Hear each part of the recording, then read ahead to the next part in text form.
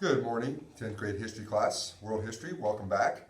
This will be our first lesson of our online lessons that we're going to be discussing. Be on the lookout for these videos every single day. I will be posting each one of them as it will go over each one of the lessons that we're going over in the book. Of course, today's lesson is going to be over the first section of chapter 23. We're going to be starting chapter 23, which will talk about rise of communism today. On your packet that you received, it already told you that you should have read and taken notes on section 1 of chapter 23. You should have read the pages between 342 and 346, I believe. These are the notes that you should have taken during your reading. If you haven't, I suggest that you pause this video right now and maybe take a look at these notes and make sure that you have all of them down and the correct notes down. That way you'll be prepared for the upcoming quizzes and tests as well as the discussions that we'll be having.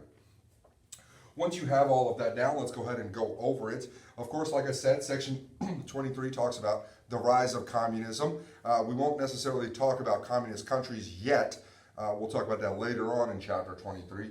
Today we'll just be discussing the ideas of communism, who formulated it, and when was it instituted.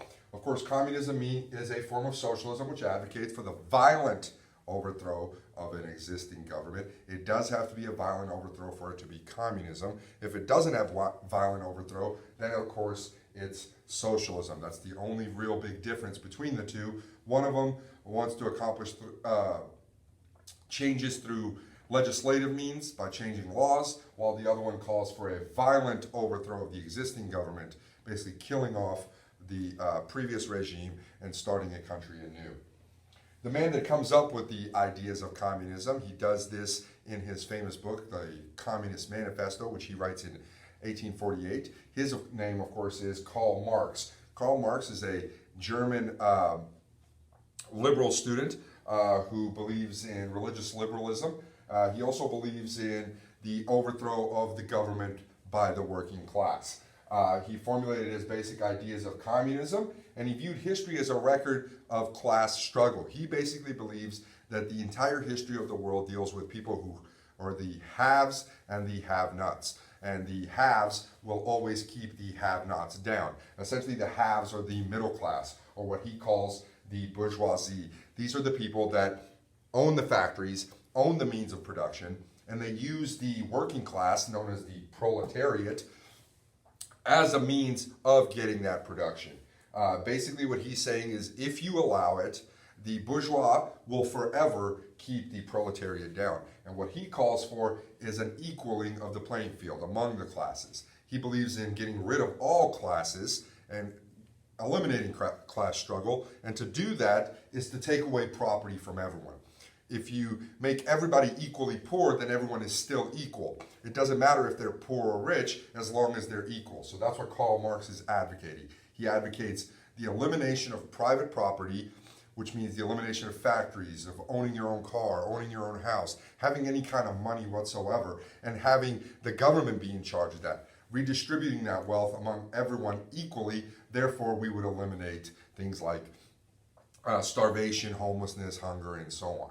Of course, we know that this is not a practical idea, but of course it was implemented in the 20th century and some even in the 21st century a little bit, as we have communist countries still today. He adopts the idea called dialectic materialism that says that nothing but the material world exists and that nothing except material conditions determine how a person thinks or feels or acts. Basically what that's saying is that the amount of things that you own in life will determine the type of person that you are. So if we get rid of owning any property, then we can shape ourselves into the people that we want to be. Marx believes that as long as industries were privately ran and wealthy capitalists who ran the factories and the means of production would try to exploit the poor, all right? He believes there's never going to be a time where the rich people or the factory owners look at themselves and go, we're not treating the workers right, let's do better. He's basically saying this will go on forever unless there's a violent overthrow of the existing status quo. Socialism, which is the government ownership and control of big businesses and the means of production. Again, like I mentioned before, socialism is a little bit different than communism. Communism calls for violent overthrow of a government, while socialism calls for the same thing, but not a violent overthrow, more through legal means or legislative means.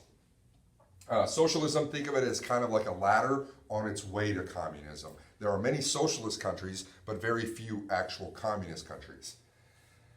The Communist Manifesto, of course, is the pamphlet written by Karl Marx, the man who helps him write this pamphlet. Of course, Karl Marx is not a very wealthy man at this time. He does need people to help him pay to print the books and so on and do the research. And so the man that does this is an Englishman named Friedrich Engels, and he's essentially the man who funds Karl Marx and his life to be able to write this book. He writes the Communist Manifesto in 1848, which essentially lays out the basic ideas of communism. He writes a second book called Das Kapital. We actually don't have that written up here, but it's Kapital with a K. And basically what it does is take the economic theories of communism and applies it into finance and economics, while Communist Manifesto takes the broad general idea of communism and applies it to everyday life. The Communist Manifesto, again, which was written in 1848, calls for a dictatorship of the proletariat. Again, remember, the proletariat is the working class. And so they call for a dictatorship of the proletariat. What that means is he wants all of the working class to rise up and rule the country, for the masses of the working people to be the dictators of the country. This is why he calls for all workers unite throughout the world, not just in Russia, not just in Eastern Europe or in Western Europe or in the factories of London or Paris, but he calls for all workers throughout the world to unite and rise up.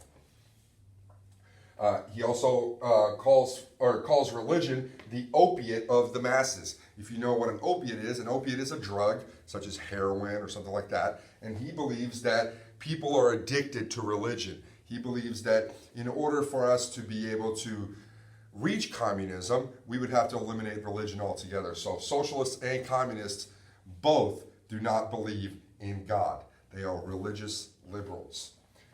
And then finally, we have something called the Third International.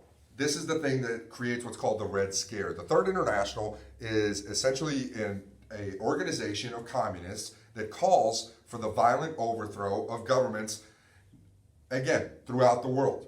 Anywhere where there's factory workers, anywhere where there's a proletariat that is being oppressed by the bourgeois, the Third International calls for worldwide communist takeover. And so this is why so many countries get worried about the spread of communism, is because of the Third International, which calls for worldwide communism.